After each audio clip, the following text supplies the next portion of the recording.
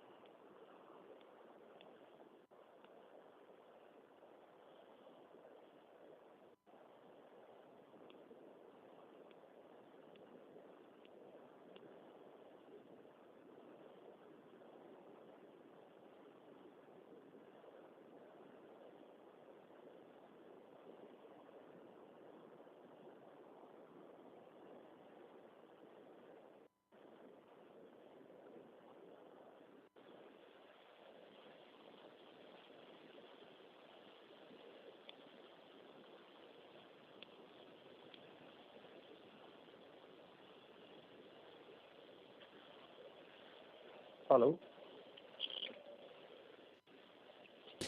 Hi, Ji-Chen. Can you hear us? Yeah, the voice is low, but I can hear you. Hello? Testing. Can you hear it? The audio is very low. Hang on.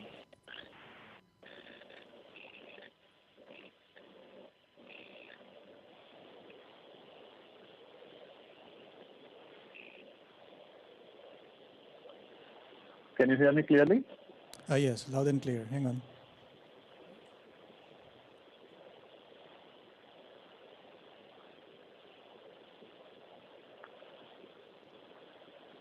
Okay, can you hear us?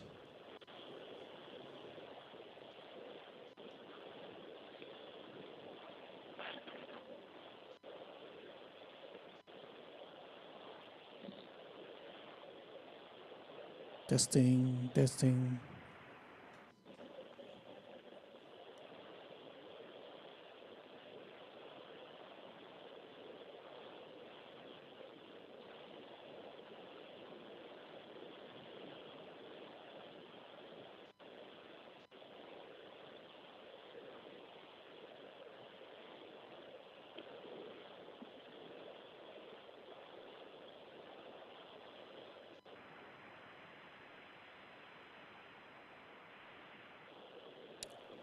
Testing, testing, test, test, testing. It's very low.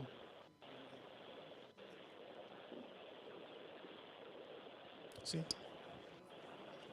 Testing, testing, test, test.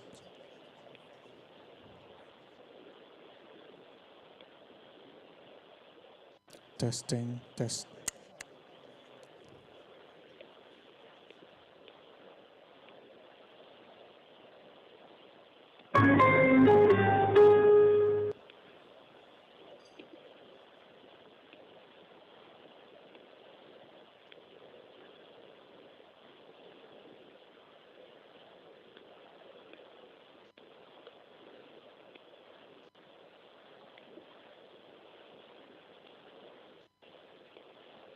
Testing, test, test.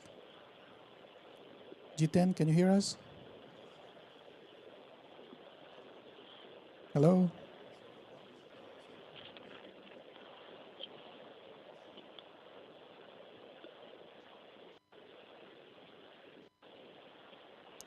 G10, can you hear us?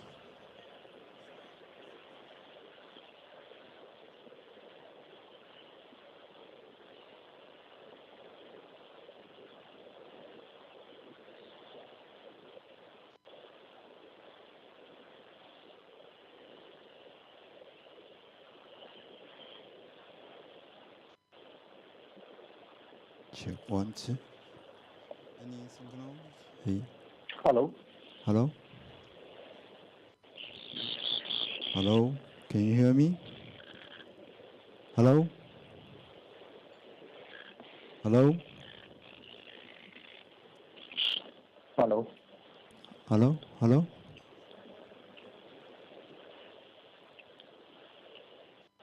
Hello? Hello?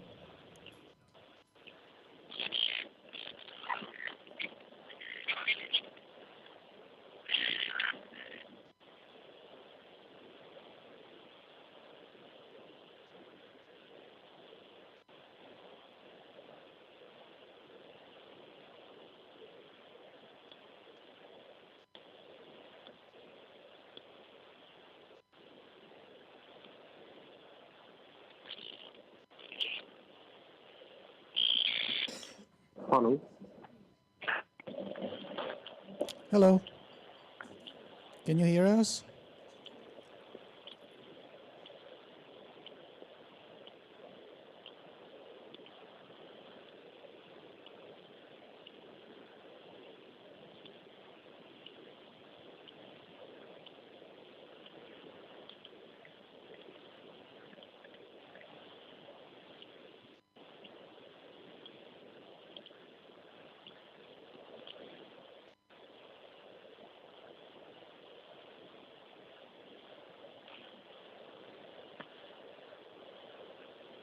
Hello, hello. Can you hear? Jitan, Jitan.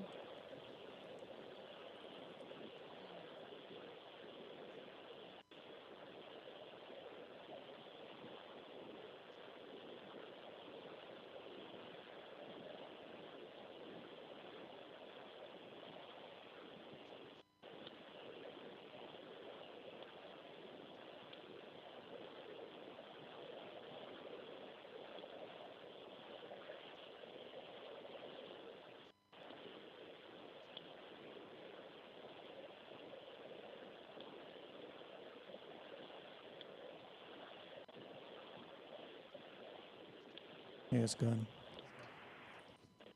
Hello. Yeah, we can hear you. Yeah, can the volume be increased because the audio is little low? Okay, we'll try that. Can you increase a bit for him? More?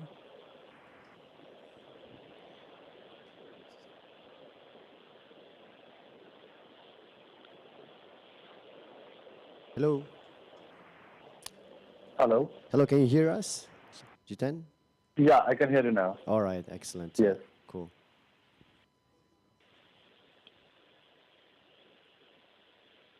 Okay, awesome. I might just use that while I'm sitting.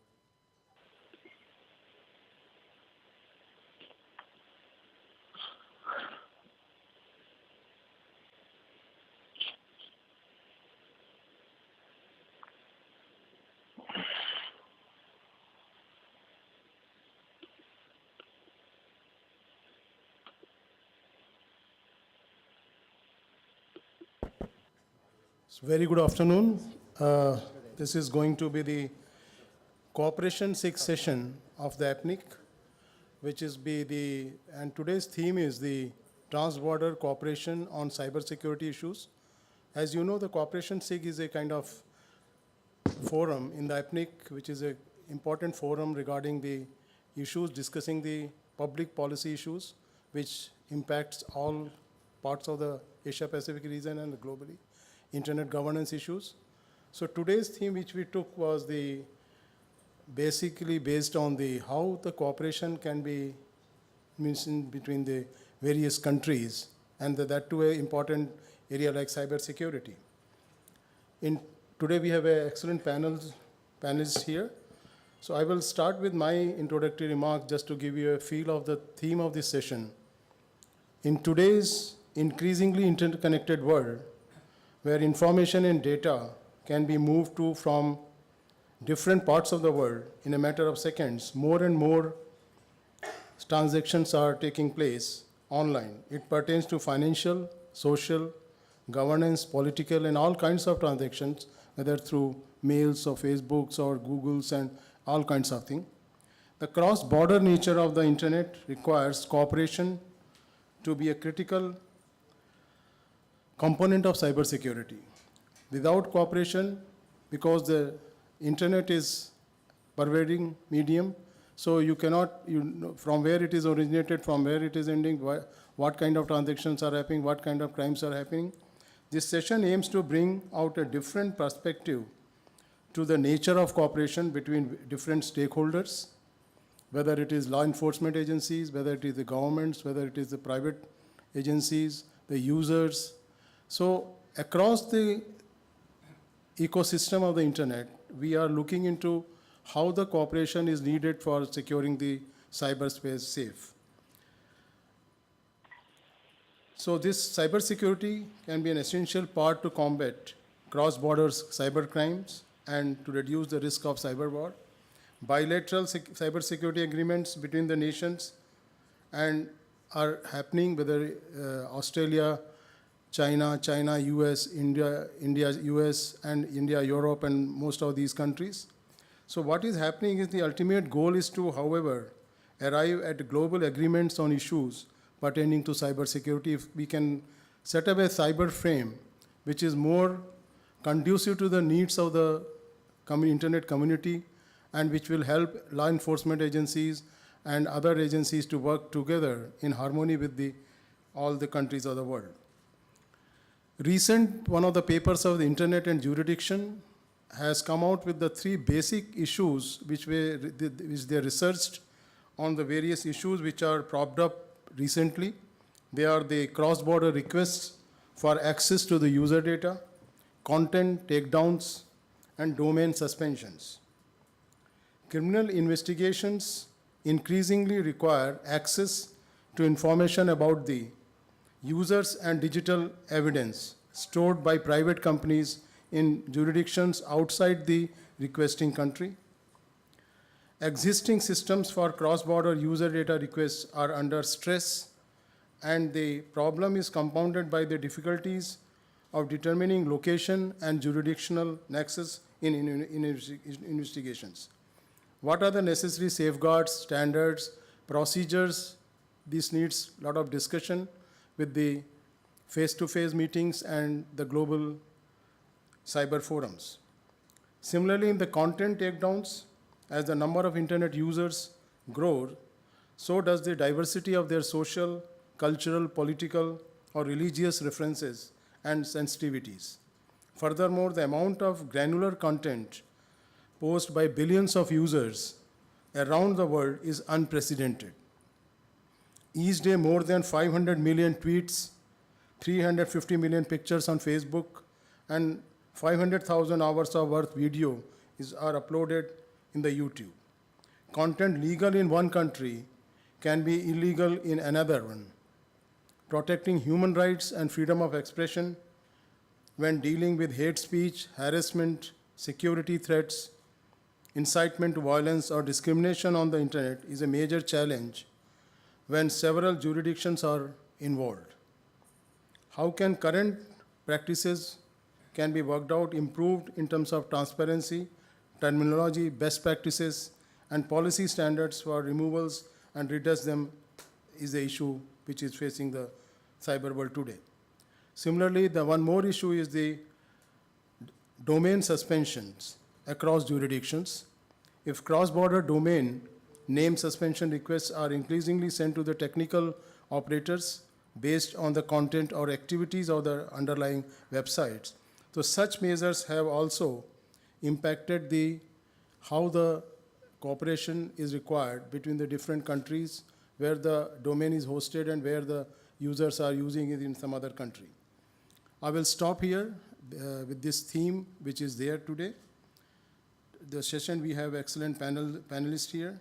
There is a need to cooperation. Only I will say that all stakeholders are required in the cyber system network providers, content platforms, law enforcement agencies, and users. So we have to work across these cooperation framework with all the stakeholders. Now I would request my co-chair, Billy, to say a few words.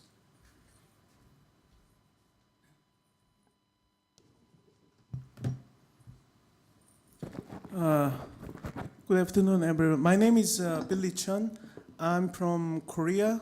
I'm with the Korea Internet and Security Agency. This is my 10 times.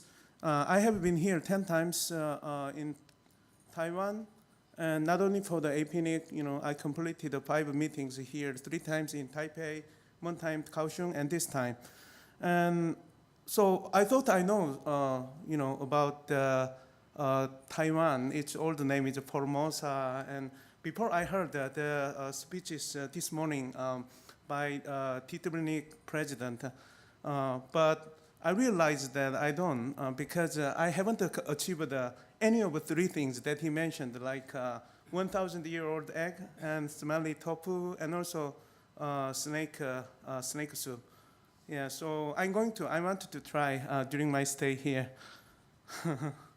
So as co-chair, I'm very happy to have a tangible theme, cooperation on cybersecurity, and nice speakers here. And I think it's a progress since we started this SIG. And the theme is very well timely, and also this security theme is also discussed as main issues at the Internet Governance Fora, at national level, regional level, and also global level. So as Govind mentioned, the cybersecurity is getting important in the era, and also in the era of hyper connectivity, and cyber crimes are becoming more sophisticated and making it harder to deal with the issues. So to respond to this, KISA, Korea Internet and Security Agency, took an initiative 2 years ago in building global cooperative model to contribute to inclusive growth around the globe. In 2016, KISA has formed a global consultative body devoted to raising awareness of cybersecurity threats and strengthening cross-border ties in drawing countermeasures to deal with the threats from cybersecurity. KISA has signed partners with well-known global organizations such as World Bank, Inter-American Development Bank, and also the University of Oxford. One notable activity I want to share with you is that the creation of a hotline to build a joint response system in case of cyber-related emergencies. Member organizations of CAMP and the countries can also exchange up-to-date information on cyber threats to come up with effective countermeasures over the issues bi-monthly teleconference. And also we recently, we had the second annual meeting with the CAMP in Seoul last July, and we invited a group of around 60 high-ranking officials of a member organization from 40 countries. Under the slogan of cyber resilience by security collaboration, we discussed comprehensive issues on the topic of cybersecurity. And also we encourage, we help other joint activities we participate in other regions. Like for example, 2015, KISA participated as speaker and panelist in Indonesia for the cybersecurity seminar. And also in other regions, in Ghana, 2016, we participated at the regional forum with the economic community of West African states. So as of July 2017, 53 organizations in 40 countries have officially joined the alliance. And interested countries or organizations can obtain CAMP Cybersecurity Alliance of Mutual Progress, that's we call it, CAMP membership after a majority of founding members approves the request. So, and KISA now, KISA is serving its 3-year term as the first secretariat of the organization, hosting annual meetings and taking charge of exchanging and gathering technical know-how and human resource across the border. We hope the CAMP, the initiative can contribute to enhancing the capacity of the member countries by linking quality training courses at KISA's Global Cybersecurity Center for Development. And we are open, for more membership. And so if any of your organization interested, please come and talk to me. I'll be around for the last week here. Thanks.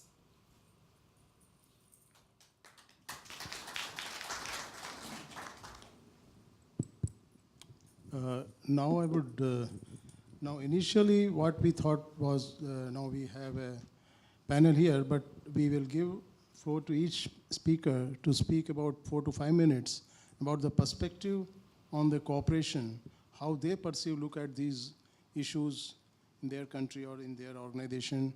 And that's what we, initial 5 minutes they can speak, each speaker. We can start from Jesse.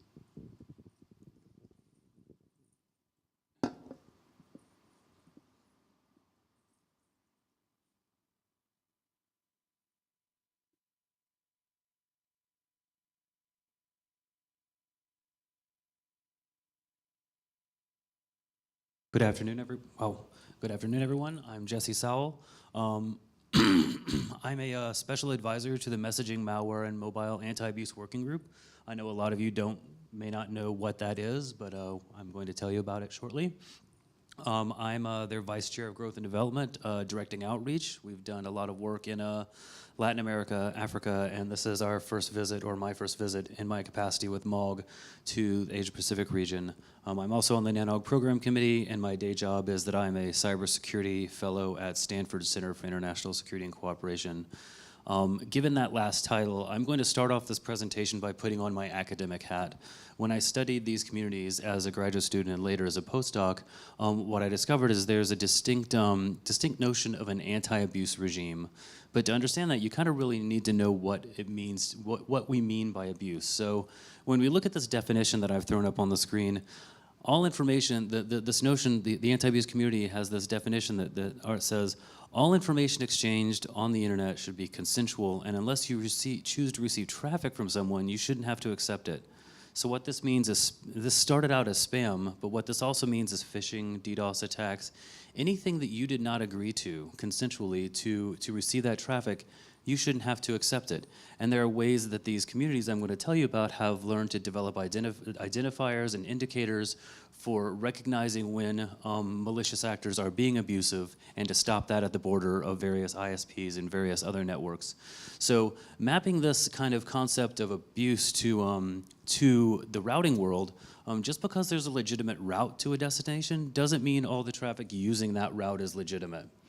So a lot of the work in the anti-abuse world is to help sift through that without violating network neutrality rules, without getting into any of that mess, but really looking at the indicators that they do have available.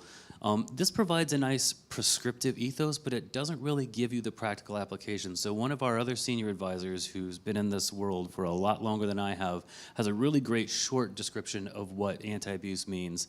And abuse is what customers complain about. So every time you click that button on your email that says, this is spam, this is something I don't want, every time you report to your service provider, oh, I think I'm seeing a DDoS or I'm seeing this phishing attack, that's what we mean by abuse. So the anti-abuse community, the anti-abuse regime, if we use political economy terms, is really about the principles and norms, those norms that we would like to promulgate as global principles and norms, and then looking at how we can develop processes and decision-making mechanisms within each of the regions that are appropriate to that region's dynamics. Because as MOG, what I'll tell you in the next set of presentation is we've seen what's going on in the West, and what's going on in the US and Canada, and what's going on in Western Europe, but we really need to hear more global voices to get a better understanding of those dynamics globally. And I'll stop there and pass it on to the next speaker.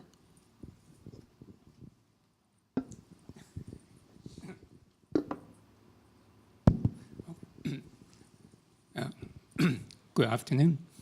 My name is Henry, and I'm from the Taiwan National CERT, and also known as National Center for Cybersecurity Technology in Taiwan. So I would talk about the cooperation more from the government perspective. So originally, the NCCST, it's established back in 2001. And from that time, we are actually only handle the government incidents. And later on, we found out that only the government incident is not enough. We need to get more information, or at the same time to share more information to other countries and other organizations within our country as well. So, sorry.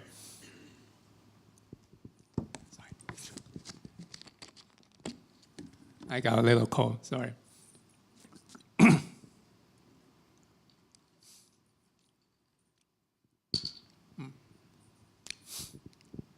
No, I feel sick like this morning, so my voice is kind of weird. I'm sorry. But anyway, back to our topic.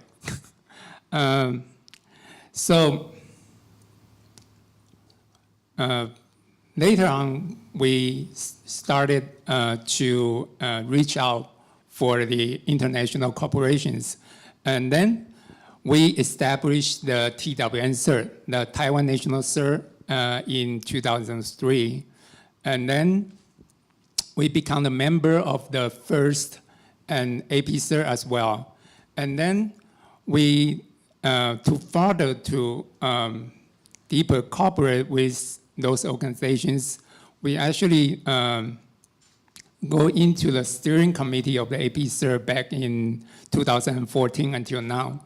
So we can better understand like the Asian Pacific vision of the cybersecurity situations.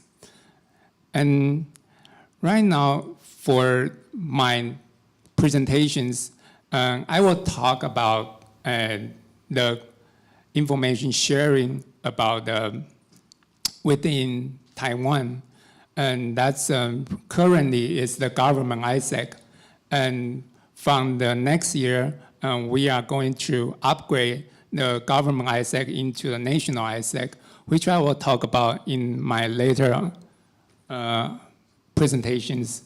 And I will leave as that, and I will get to the next speaker. I think now Jitin Jain can come.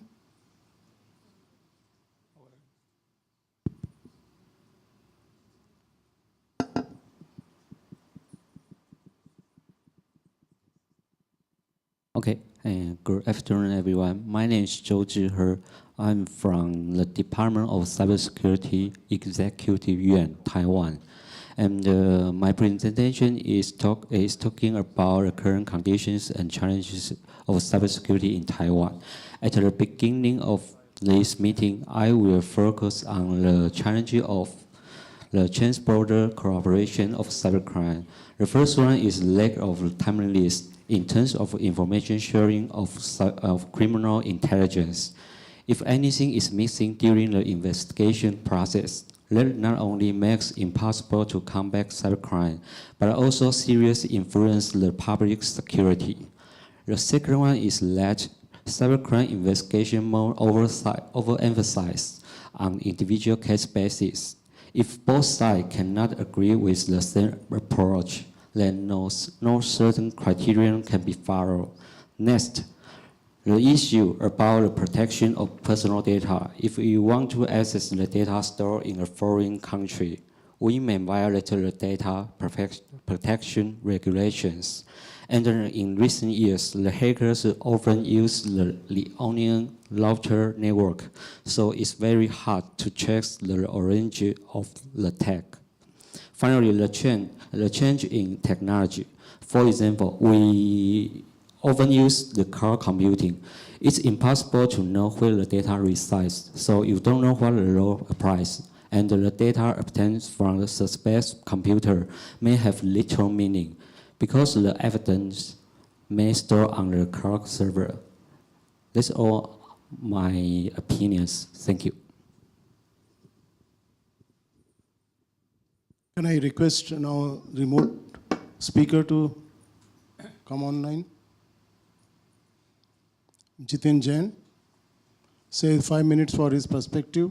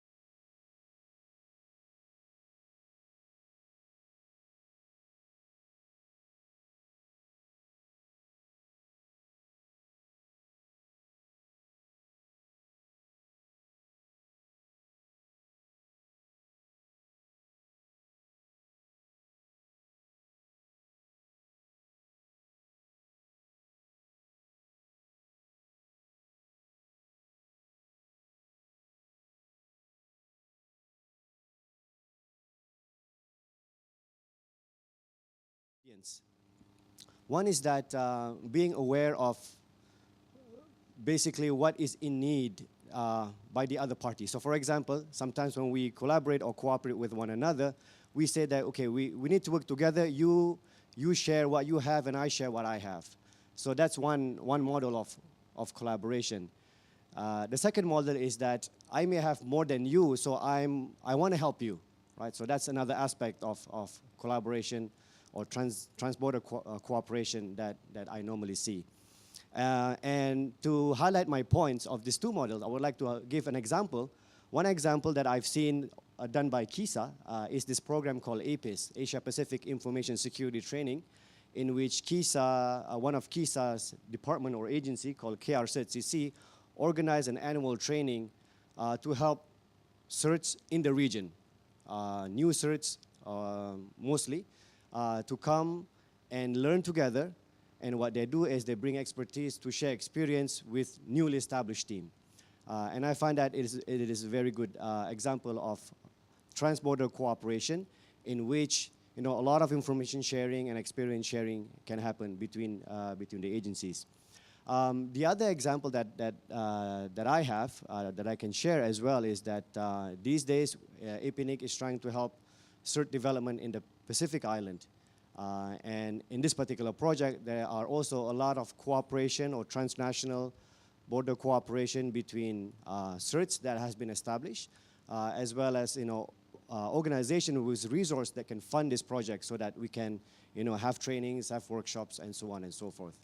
So, and in the end, ultimately, the whole idea is when everybody have these capabilities of responding to security incident, we can solve some of the security problems that we are facing. So that's a little bit that I can share with regards to this topic, especially how we look at cooperation and the different types of cooperation and the different models of cooperation that we have. Adler, yeah, thanks. Yes. If I could comment, Paul Wilson from APNIC. It's great to see the cooperation SIG continuing. Thanks very much to Dr. Govind and to Billy for bringing this together, and the panelists for being here and sharing these thoughts. The cooperation question is really interesting, and that's what the SIG is all about. I mean, the internet's a very cooperative space, and there's a lot of cooperation inside our community. There's a lot of cooperation outside of our community, even much, much more, because the world is a very big place. But the point of the cooperation SIG, I think, is to look at the cooperation that is between this community and others. So really, I think the most interesting thing within the charter of this SIG is to think about and to help members of the APNIC community to understand where they can cooperate as members of this community with people who sit outside of this community, and where the cooperation is really helpful either to ourselves or to those outside. Now, of course, the security community is a huge one, and it crosses over very much. But I think what would be really interesting to me would be to hear a focus, or at least a reference from all of the panelists in their discussions about what it is that they would like as members, sort of from outside of this immediate APNIC community, what they would like to see coming from our community, how we can help with the work that they do, how members of the APNIC community, the ISPs, the people who are building networks and infrastructure using IP addresses mostly, how is it that we can help with the work that you all do, and how is your work sort of relevant in terms of supporting APNIC community members and so on. So I think that's the driving motivation behind this SIG, is to work out where it is that we all need to cooperate outside of this community, and not just sort of sitting inside and working only with each other. Just a comment. Thanks.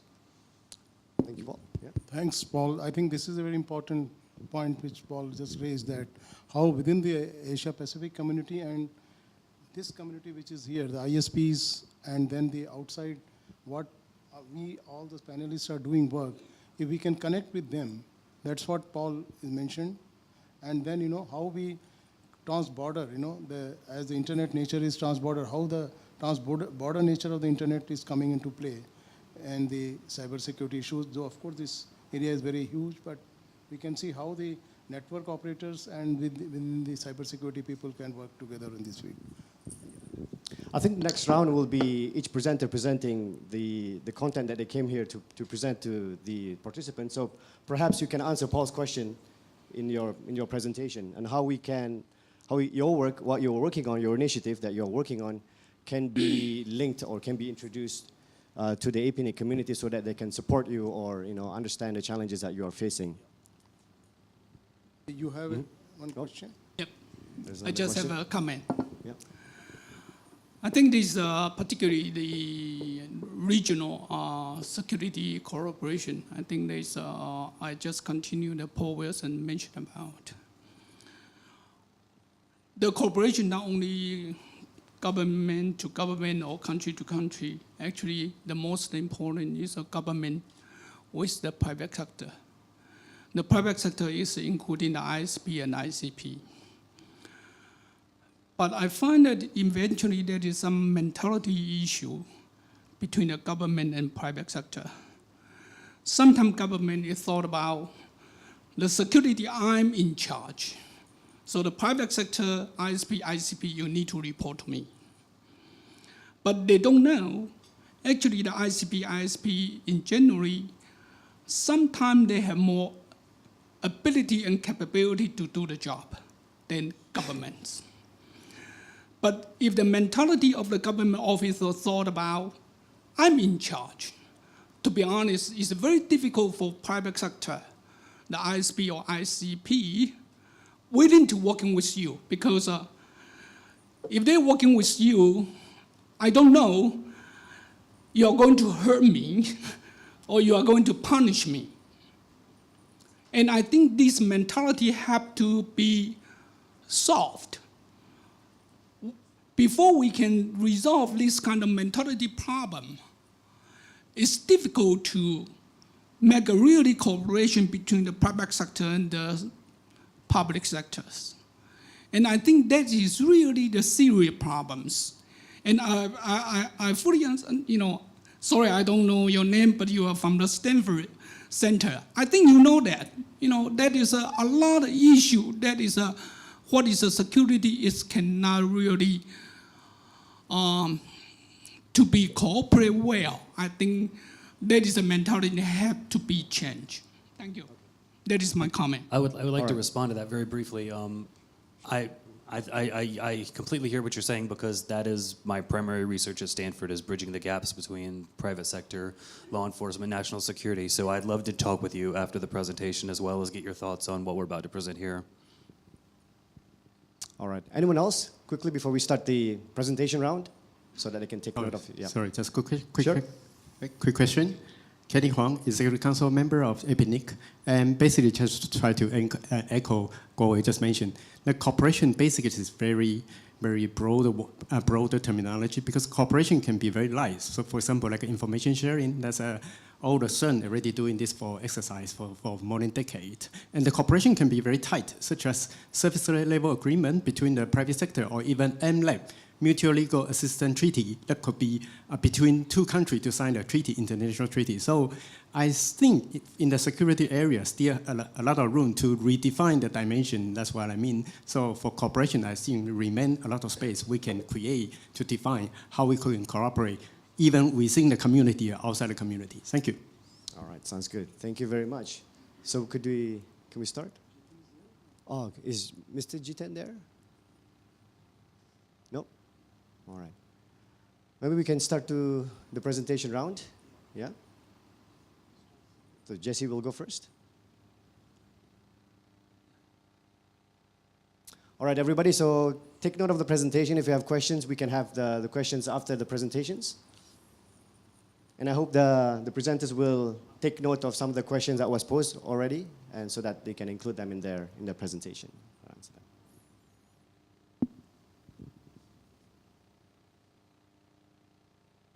Jesse, yeah.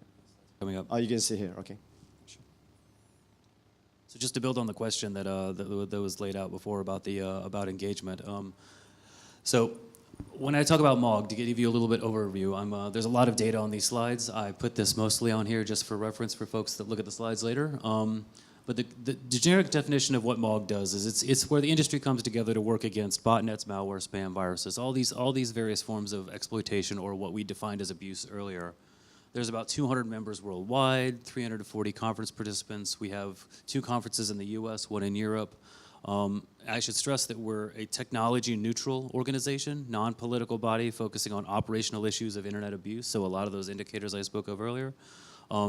We help explain supporting technologies. We facilitate not only industry collaboration, but collaboration increasingly. Our sessions have focused on collaboration with law enforcement, especially one of the organizations, Usenet, which I'll touch on earlier.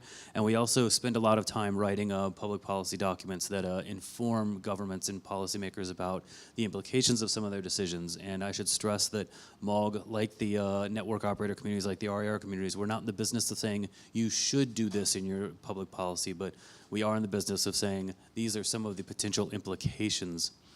So why am I here? If we look at this graph of our participants in MOG, there are, and I say this in my US accented English, there are way too many US voices in MOG, in the anti-abuse regime now.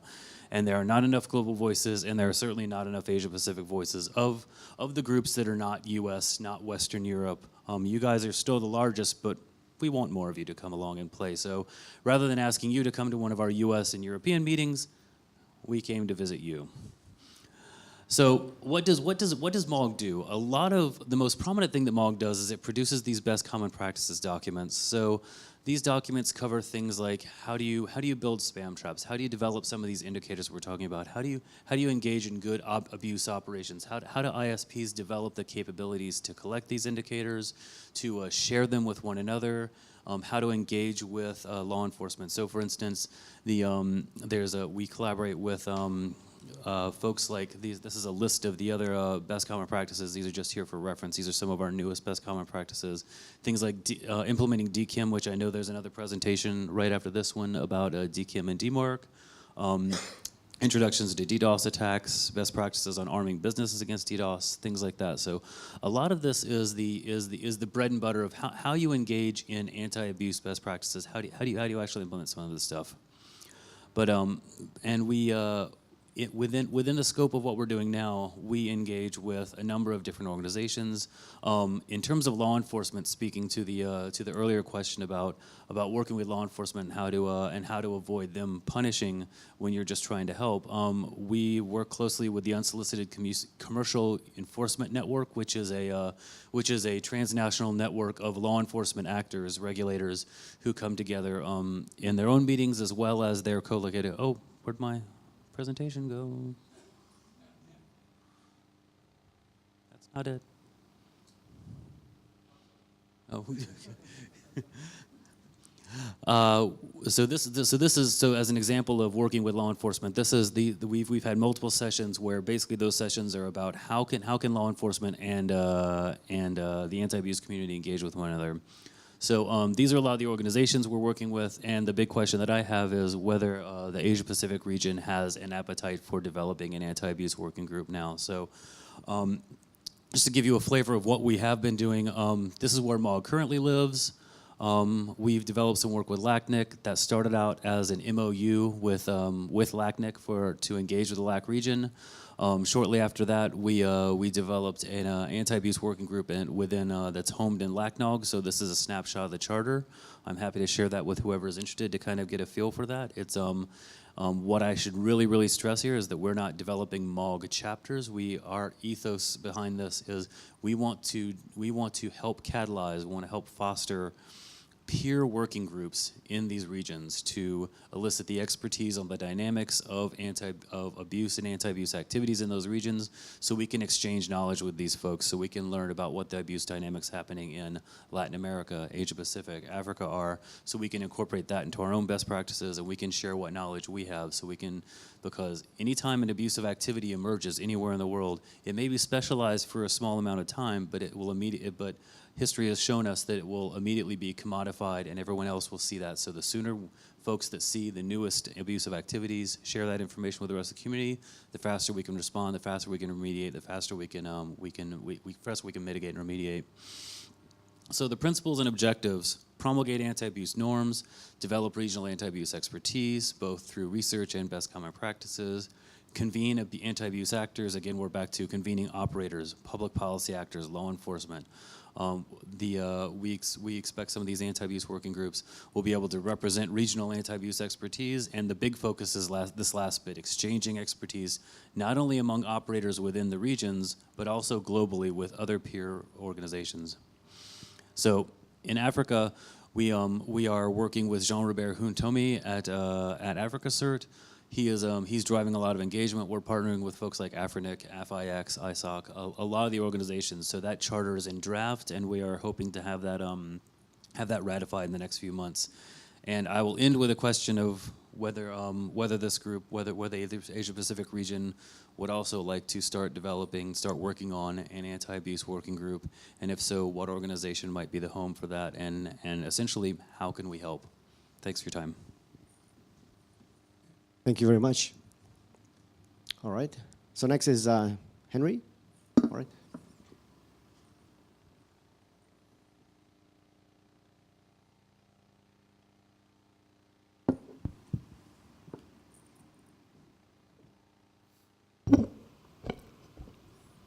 Right. So, okay. Next, I will talk about the present and the future of ISEC in Taiwan.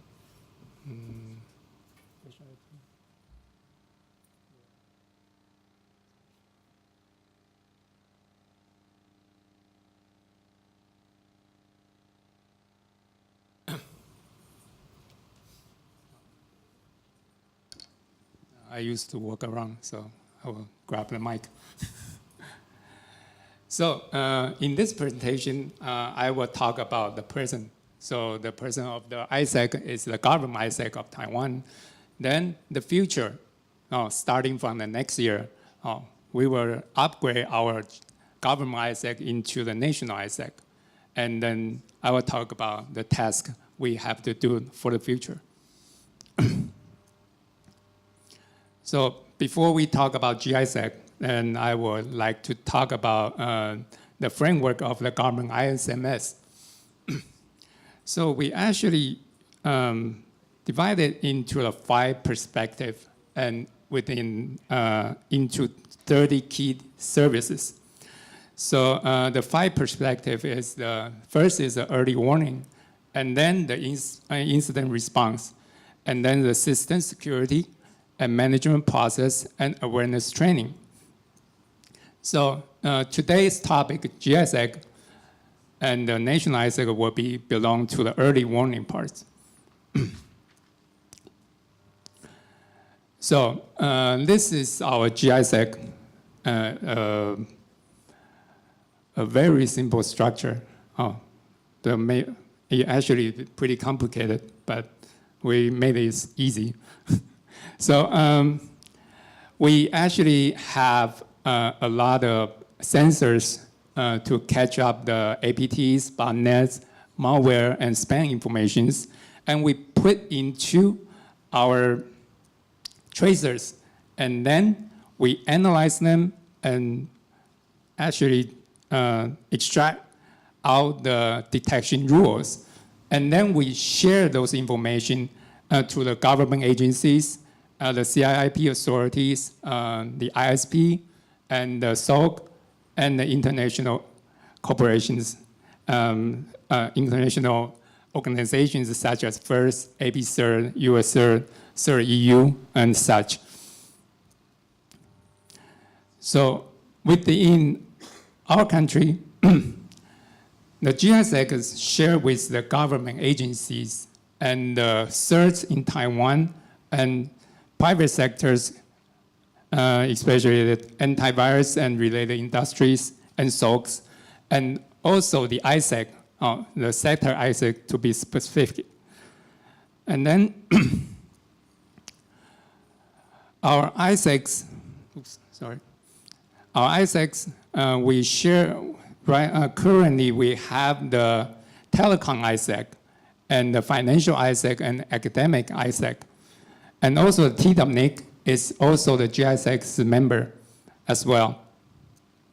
And then for the private sector, we share information with the antivirus companies and also the SOCs.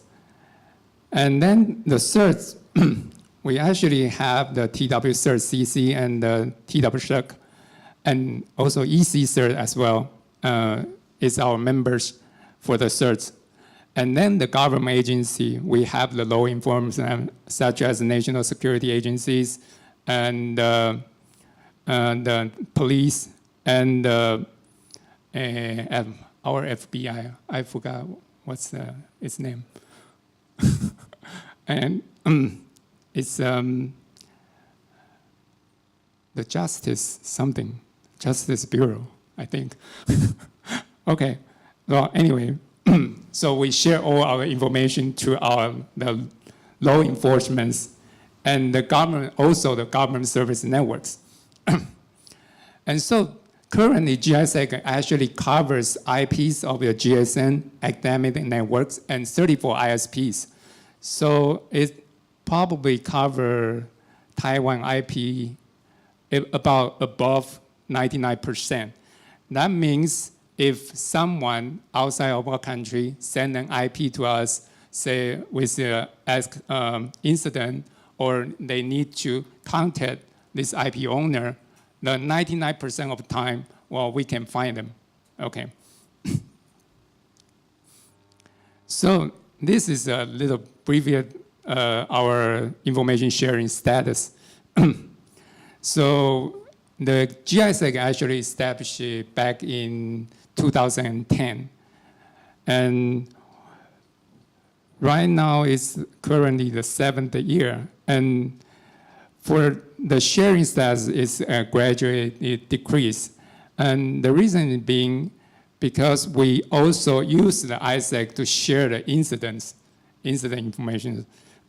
So the number of incidents is prime. You can see this. Oh, I have to explain this. This is the different type of information we share. And in the GISEC, we use the customized IODEF format to share the information. So the first is the announcements, or such as the vulnerabilities or the attacking informations. And this is early warning. And that's the intrusions, and that's defacement, and that's the feedback. So from that you can see primarily our sharing is based heavily based on the incidents. It's more like a CERT, but we use the ISEC to share incident informations. So the current situation is like this. The public and private partnership now is weighing more on the public sectors. Yeah, that's true.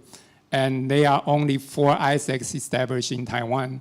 So that's our government ISEC, the telecom ISEC is NCC ISEC, and the financial ISEC and academic ISEC. Although all operate and collaborate smoothly, but the sector coverage are limited. So, well, what can we do about it? That's why we come up with the upgrade version of a national ISEC. So this is the 5th National IC Security Development Plan. Actually, if we come up with a plan, a development plan every 4 years, starting from 2000. And so this is the 5th one. It runs from 2017 to 2020. So we have the 5 main points in this plan. It's the national security. For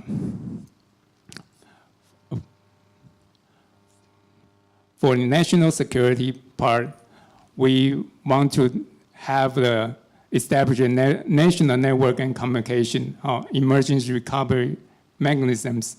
And like the cybersecurity management, we actually want to enhance the cybersecurity defense among the government and CI and CII sectors, which we will talk about next.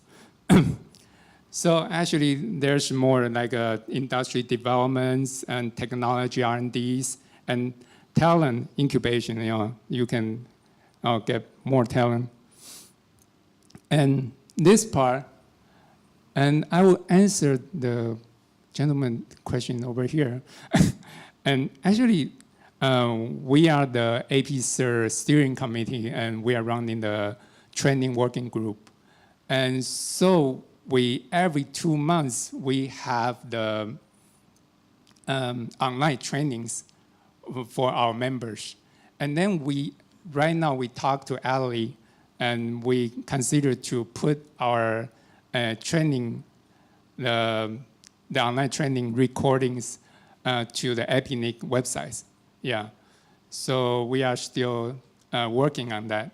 So hopefully that's the kind of corporations you are looking for. Thanks. And so in this national development plans, we divide our critical infrastructure sectors into that which is the government, energy, water resources, transportation, high-tech industry park, and banking and finance, and the emergency service and public health care, and the communication and broadcast. So what's our plan for those sectors? We actually want to push all CI and CII sectors to complete the 4 aspects of the cybersecurity domain in order to establish the intelligence-based national cybersecurity defense framework. So what's our national cybersecurity defense framework? It's by all sectors, all 8 sectors, and they can able to do the early detection, continue monitoring, report and response, and assist and improve. When all the 8 sectors can do all these 4 aspects, and then we should complete our national cybersecurity defense networks. Henry, can you wrap it up quickly? Yeah, because we have other speakers, and we'd like to also get the audience to participate. Yeah. Okay. Yeah. So I will skip this one then. How it works, okay? So we will get the information from outside the information communications, all the outside sources into the national ISAC. Then the national ISAC will push all the information to the sector ISAC. Then the sector ISAC will push the information to the CI. Actually, the bank, for example, right here is the bank and the hospitals. And then if they want to report, and then we have the reporting mechanism. This one is a SOC. And by those SOC, we can send the information to a second tier SOC and send to the national SOC. And then if you have the incident report, we have to send to the sector CERT, then it will send to a national CERT. And if we need to assist or improve, then we will ask for help. So, Task for Future. Then the 3 main points: establish the promote organization strengths and capability of ISAC, CERT, and SOC. And then we will develop the cybersecurity law and regulations, because in Taiwan right now, we are still being we are still doing the law for,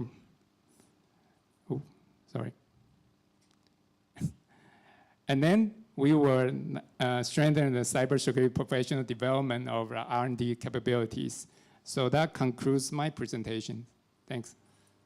All right, thank you very much, Henry. All right. Should we try, can we try Mr. Jiten now? Can you hear us, Jiten?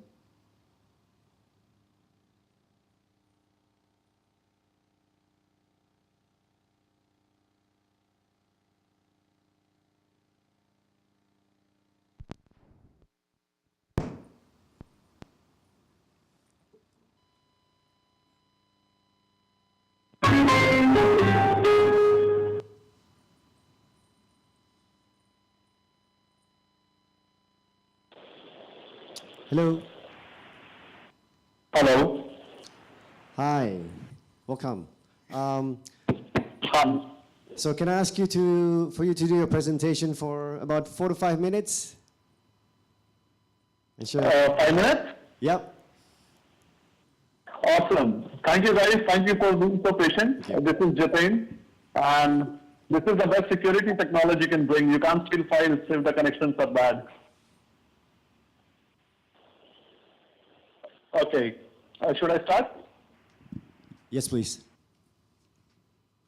Yeah, this is Jiten Jain. I'm going to be talking about the crowdsourcing of cybersecurity and tapping an untapped pool of information which can be utilized to gather threat intelligence and deal with the latest threats like malwares, command controls of ransomwares and all.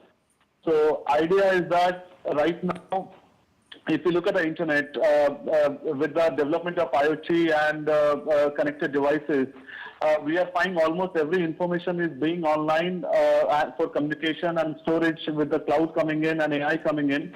The information online is becoming so rampant that we are dependent on storage media which is live 24 hours. And there comes the new threats like ransomwares and malwares. And even no matter how much infrastructure we build at our facilities, including firewalls or data packet inspectors, even if 1 0 day is able to sneak through, the entire cost of infrastructure is going to go waste because we were not able to defend. So idea is that one match burning stick can burn the entire matchbox. And 1 0 day, if it sneaks in, combined with any vulnerability in the operating system, it can create havoc, which we have seen now in the case of ransomware. And this is the same case with most of the malwares which are used to take control of Android devices or computers. And the infrastructure which is required for botnet cleaning or botnet detection is so expensive that you cannot expect startup organizations or organizations with the less financial assets to invest in such a gigantic scale of technology. So the idea of this presentation is to see if we can reduce the risk and reduce the cost of this infrastructure which is required to prevent against modern zero-day threats, how we can cooperate across borders and different government organizations and the private sector and the industry to gather this threat intelligence about 0 days and the new malwares, and then without putting much money and efforts and institutional resource at deployment, how we can counter this threat. So the model I am suggesting is to reduce the risk by dividing it, reduce the infrastructure cost by crowdsourcing, and so idea is that we can create a facility or a registry where anybody sitting across 56 economies of APNIC can contribute and share knowledge of any latest threat, especially the IP address or domain names which are used as command and controls of any malwares and all. And this is not a new model. It has been happening for several bug bounties and for fundraising and all. But this model has never been tried to generate threat intelligence. So considering the new threats and zero-day threats what we are facing, I think the crowdsourcing model can also be tried to gather the threat intelligence about this thing. And let us see how it works. So let's take example of any malware. The primary, the creator of a malware are basically two entities. Either they are governments, which are nation-state actors, which is a larger debate at how we deal with the nation-state actors. But there are, and we have been seeing incidents across world, especially in China and other places where government try to use MITM attacks to, steal the credentials of users. But for any sort of attack, you need to have some sort of infrastructure or server in between. And that server is always exposed during the attack, or the domain name which is using that or configured with that server is also exposed during the entire, any sort of MITM or running a command and control based attack. And the other entities which are using command and control are basically individual cyber criminals, which are launching ransomwares or any, adware-based, documents, or any malware which is basically, sending the data back to a particular command and control server. So, going by the other conversations about the domain name suspensions and blocking of internet addresses, what I am suggesting is that if we can create a registry of IP addresses which are used to host such domain names, or IP addresses which are used to host virtual machines or the cloud-based servers, those particular IP addresses can be blocked or by APNIC. Or if there is a larger debate about blocking such IP addresses, maybe we can force. I mean, if you look at the example of hate content and terrorism, there is a large debate about what is hate speech in one country is called as free speech in another, and what is terrorism in one country is counted as freedom struggle in another country. And we do not have a common definition of terrorism and hate speech. But driving little back from this debate about terrorism and hate content, I am talking about the fair usage policy which every ISP and every institution in every country or every economy which is related to APNIC, we have a common denominator. That everybody has a fair usage policy that any hosting or any IP address or any internet connection should not be used to spread malware or do phishing attacks or use any sort of child porn or any malware or virus. Now, if anybody comes through any such domain IP address which is used as command and control of any such software, that IP address can be shared by any organizations or any CERT or any private sector directly through APNIC. And APNIC for the time being, if not blocked, can temporarily block that address till such time the allocate.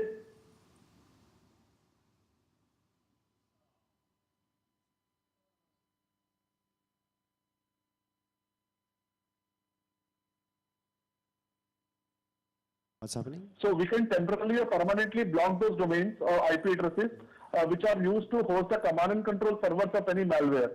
And the beauty of this concept is that it may serve as a huge deterrent to the attackers, because in all command and control based concepts of malware based attacks, that they have to have a static IP. They cannot run on the concept of dynamic IPs, because otherwise all bots will be lost.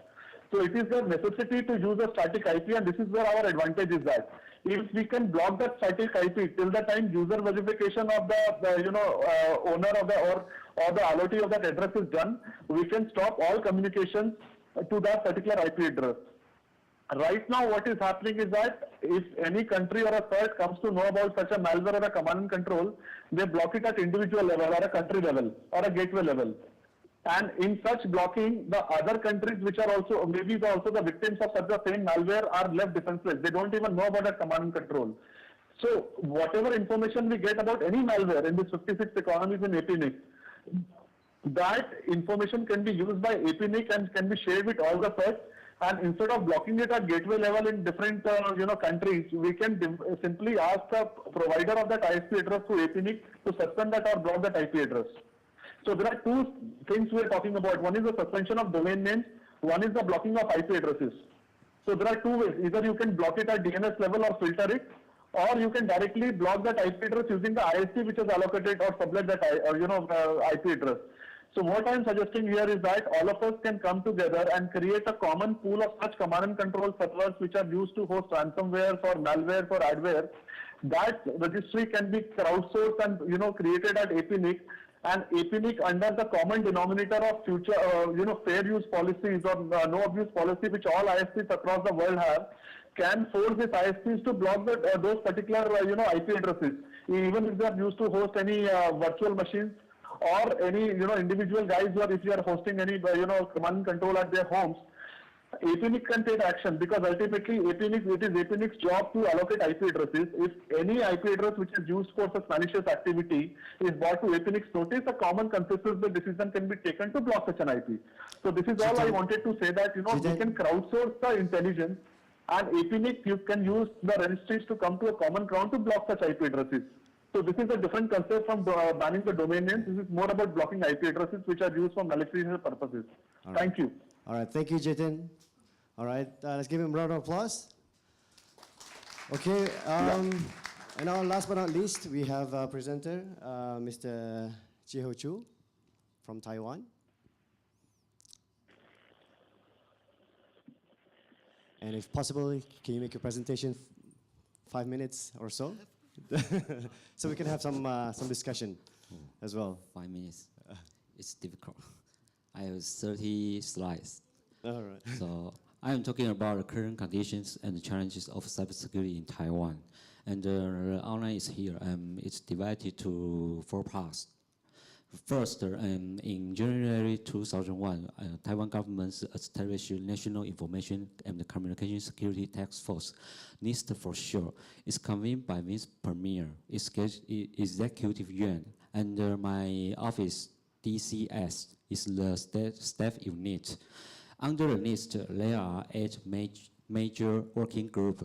Their job is to execute and coordinate the cybersecurity taxes among the government agencies.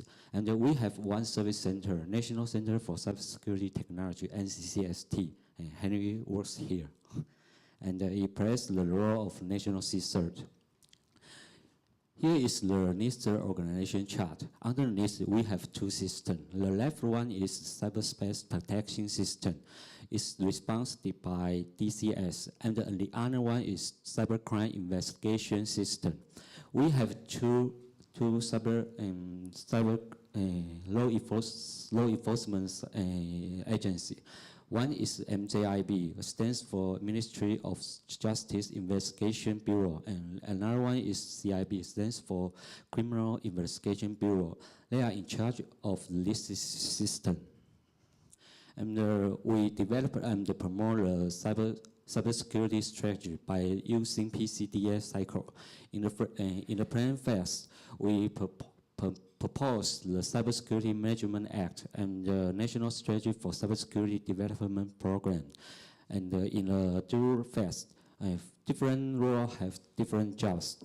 For government agencies, they need to implement agency to-do list.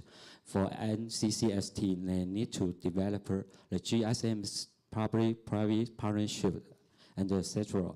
And for competent authority, they need to they are in charge of cybercrime investigation, content security, and in the check phase, we have different activities, including cyber offensive and defensive exercise, annual audit, cyber health check.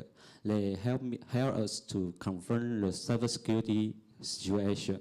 Finally, in the act phase, we hold different meetings to verify and to update our cybersecurity strategies. And the second, the cyber attack trend. Here is the international cybersecurity trends. It contains cybercriminals steal personal data to affect the operation of e-commerce, and the information security providers has been hacked to damage trusted supply chain. The hacker steal the confidential data by using APT attack, and more cyber threats on critical infrastructure.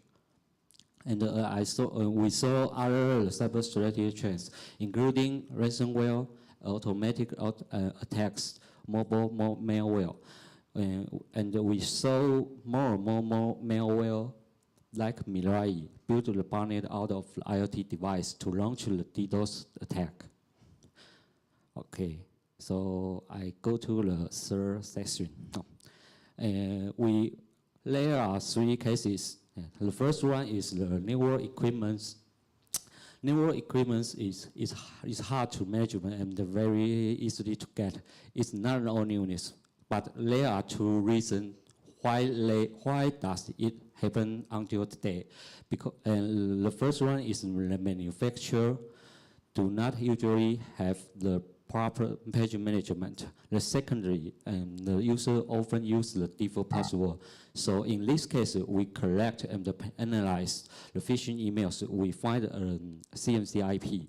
We trace this IP and find it was located in civilian household.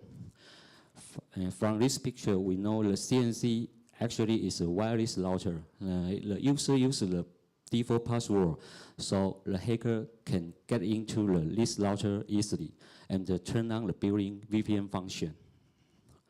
And the hacker transfer all packets came from the port 80 and the 443 to this IP. This IP is VPN IP, so hacker can continuously receive written reporting packets sending through these 2 ports. Okay. And after our investigation, the victim not only the Taiwan government agency, there are some other victims from US, France, UK, and etc. We send the alert information to the third of these countries. The second is a special case. Because in 3 years ago, APNIC provided an intelligence to the Taiwan TWN CERT. And after our investigation, we find the hacker swindled the money about $144 in 1 week. And the most botnet IP victim is located in Malaysia. The third case is Avalanche. It's a large global network hosting infrastructure using by cybercriminal was dismantled last year. We call Avalanche. They target over 40 major financial institutions. They hack into the computer and steal the personal information. And they use a special technology called double fax flash. And they change the IP address and the domain server rapidly, so it's very hard to trace the hacker. And this is the action in Taiwan. MJIB collaborated with TWNIC. We find many Taiwan domain and we perform a takedown operation last year with other countries at the same time. And MJIB in Taiwan collaborated with investigators from 30 countries, including FBI, US DHS, Europol, and Eurojust. The following is the investigation result. The finally is the conclusion. And here is the challenge we just mentioned before. So we proposed some suggestions. First one is to facilitate transborder law enforcement interest visitors. It can be through informal seminar or academic conference. The second, we think National Information Center may provide some technical support. For example, establish a platform to record the malicious domain or IP, provide the query record of root DNS, and help law enforcement agency block the malicious domain or IP. Finally, establish a content window for intelligence exchange is a must.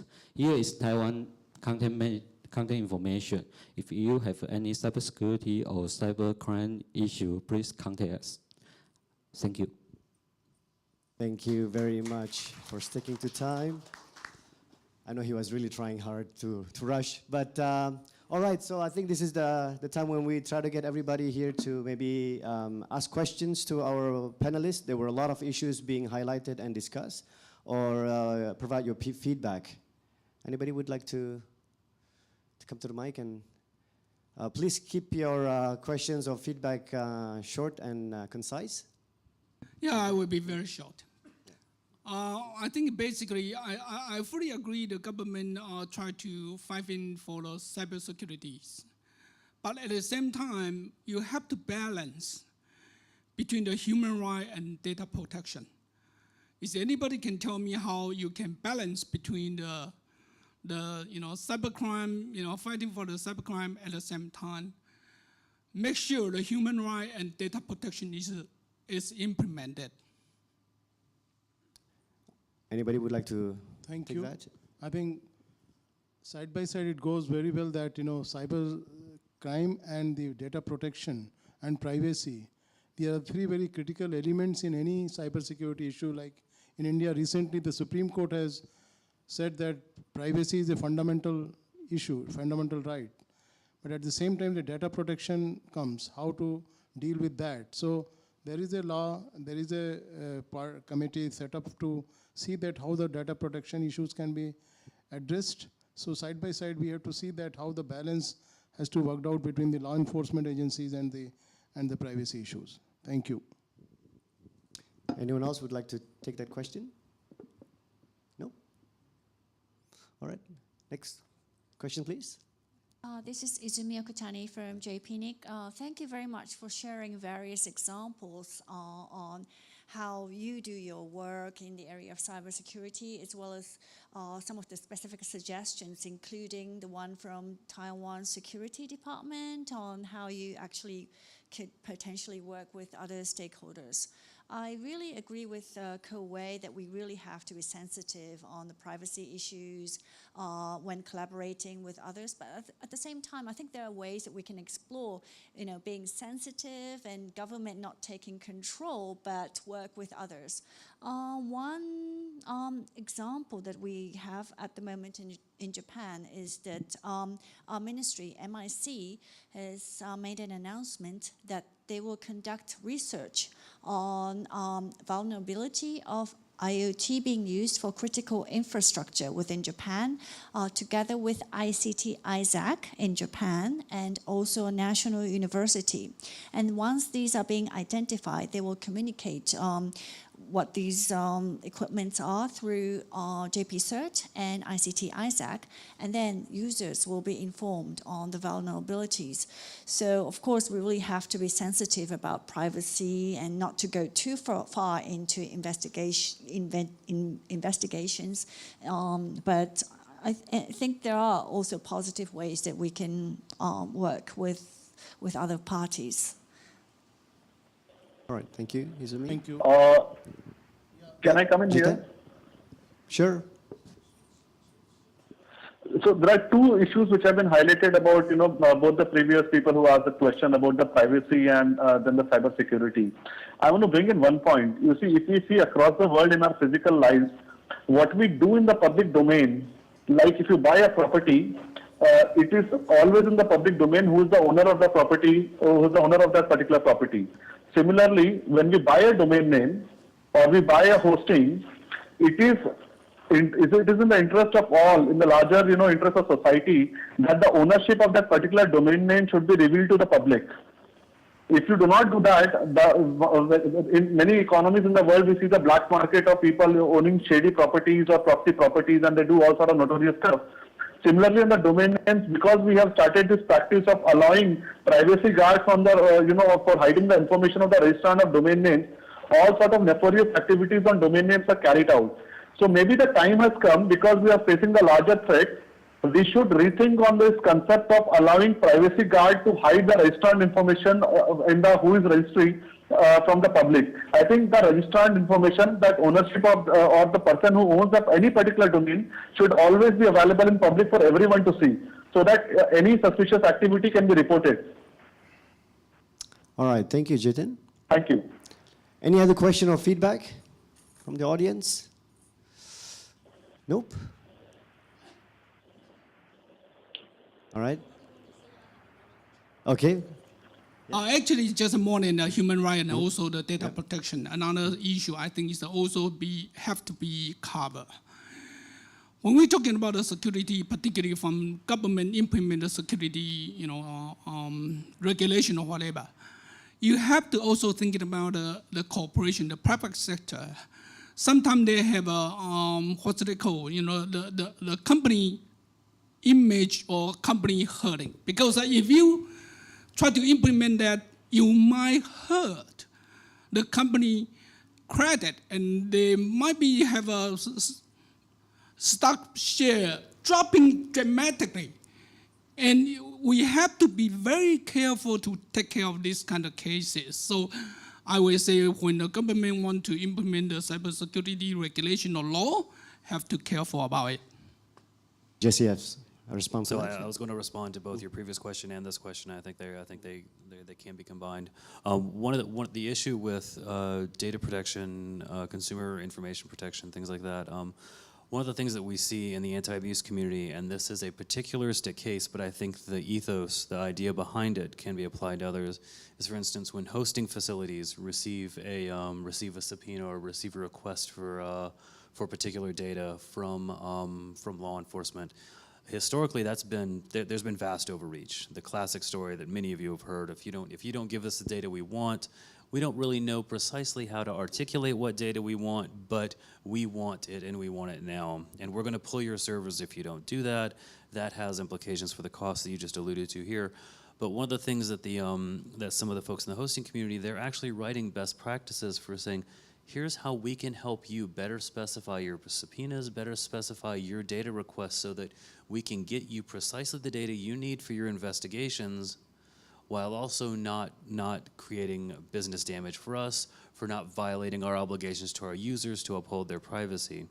Getting to your point about the brand reputation, which I think is the term you were looking for, one of the scenarios that I've seen that I cannot give particular instances of because I was told this in confidentiality from a number, and that's I kind of have to keep that confidentiality with my research subjects. But one of the scenarios that might be considered when you're crafting laws around disclosure of information is that, and I've seen this this has been applied successfully when organizations that are specifically around cooperation, sharing information about vulnerabilities, is that while if one actor is shown to have been compromised and that individual actor within that sector may get a brand reputation ding, but when a group of them, 6, 7, 8, have all been compromised in the same way, they often find it's more palatable for them, for their brand reputation and their concerns about their stock, to step forward together, because then it doesn't look like one of them was incompetent and one of them is going to suffer that brand reputation, but it's something that the entire industry suffered. As a consequence, they not only share information about mitigation or remediation, they can develop their own industry-specific best practices, but they can step forward together.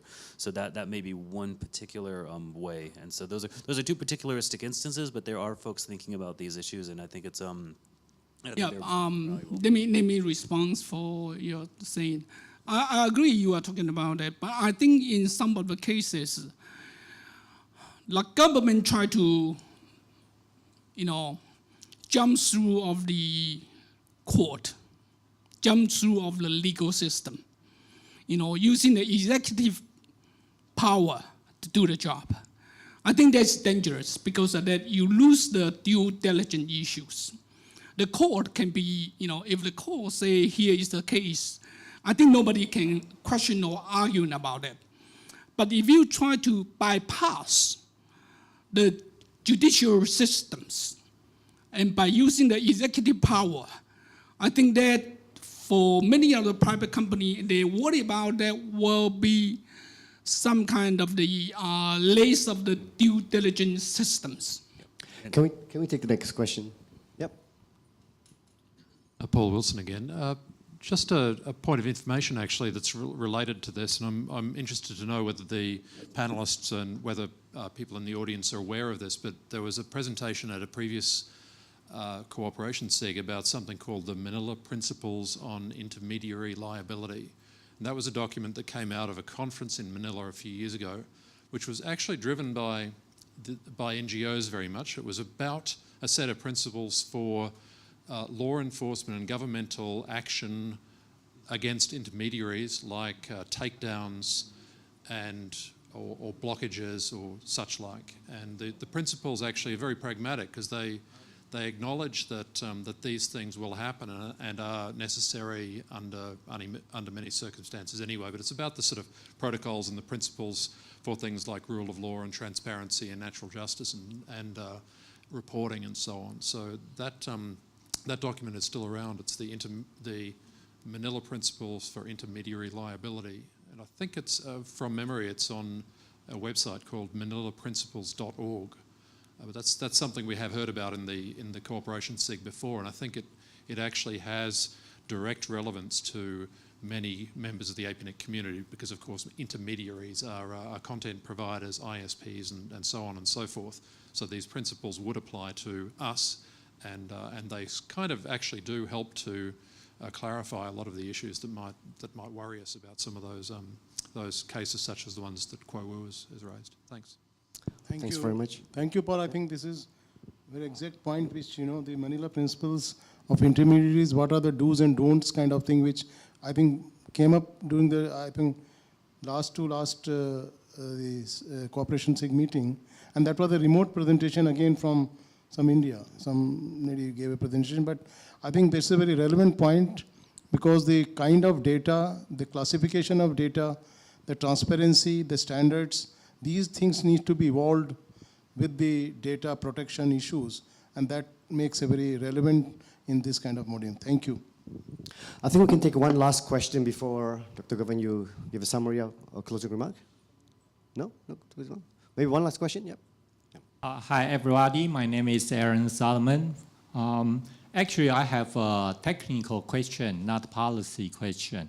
The gentleman from Executive Yuan, Mr. Chi-Ho Cho, he mentioned about 3 suggestions. One of them is to provide the query records of root DNS server, and I'm quite curious about that. What is the technical thinking behind this? And could you give more explanation about why you want to target the root DNS server and want ISP, want NICs? I think they covered all the National Information Center, want them to provide the query record of the root DNS server. So why is net? Why do you think it's necessary and useful? Thank you. Perhaps one quick response before we wrap up the session. Yeah. May I discuss with you after the meeting? Yeah. Okay. Sorry. Okay. All right. So are you going to give a closing remark? Or yeah. Okay. So I think that's all the time that we have today. But before we end this, I'd like to invite Dr. Govind to give a closing remark.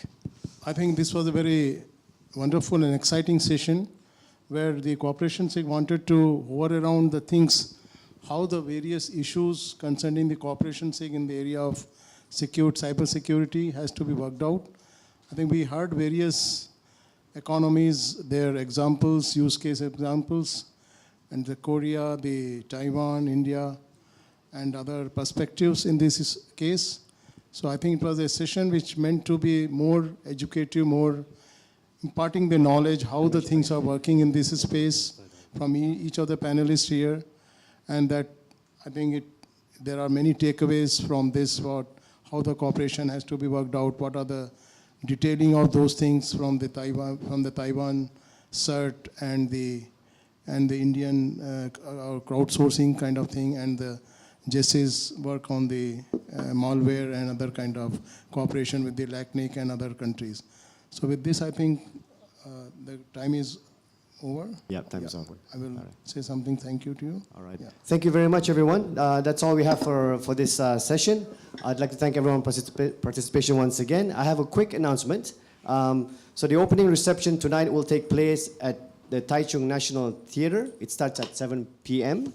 And buses will depart from Splendor Hotel Level 1 from 17:50, 5:50 until 7 p.m. All right. And the return buses will come back. The return buses from 9 p.m. to Splendor Hotel. So if you want to join us, please make sure that you are at the first floor, 5:50. Thank you very much.